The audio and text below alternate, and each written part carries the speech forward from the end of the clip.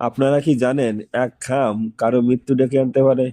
হ্যাঁ, ঠিকই শুনেছেন। সেরকমই একটি গল্প নিয়ে আসছি আপনাদের মাঝে, যার চিঠির মধ্যে লুকানো আছে হত্যার রহস্য। তো আমার চ্যানেলে নিয়ে আসলাম আরো একটি গল্প, যার নাম লাল খাম।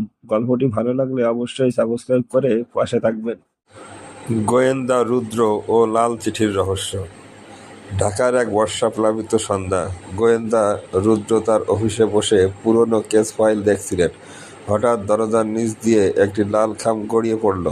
রুদ্র অবাক হয়ে খামটি তুললেন। তাতে লেখা, 3 দিনের মধ্যে যদি সত্যি উদ্ঘাটন না করতে পারেন, একজন নিরপরাধ মারা যাবে।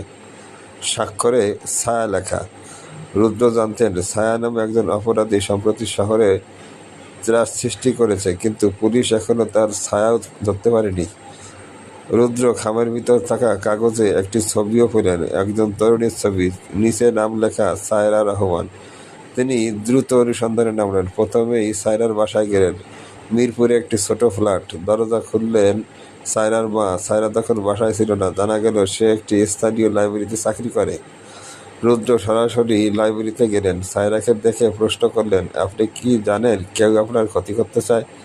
সায়রা কিছুটা ভীত হয়ে বলল, গত সপ্তাহে একটা অজানা ফোন এসেছিল, বলেছিল আমার বাবার পুরনো কেস নিয়ে তদন্ত বন্ধ না করলে আমাকেও হারিয়ে যেতে হবে।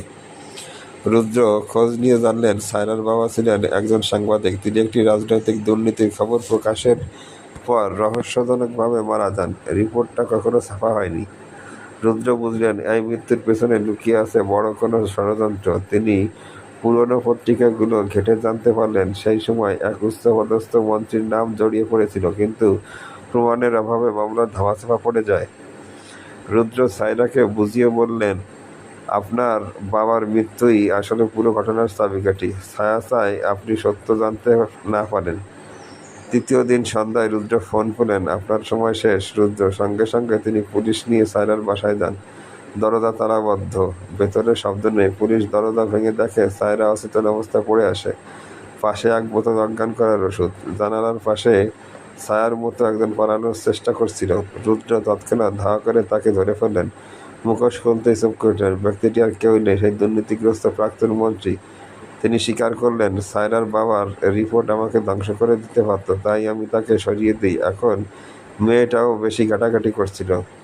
অবশেষে স্যার মুখোশ খুলে গেল। সায়রা সুস্থ হয়ে ওঠে এবং তার বাবার লেখা রিপোর্ট ছাপানো হয়। রুদ্র আবার নিজের ডেস্কে ফিরে এসে খামে চোখ রাখেন। এবার খামটা সাদা, আর তাতে লেখা, ধন্যবাদ রুদ্র, তুমি ছায়া তাড়িয়েছ।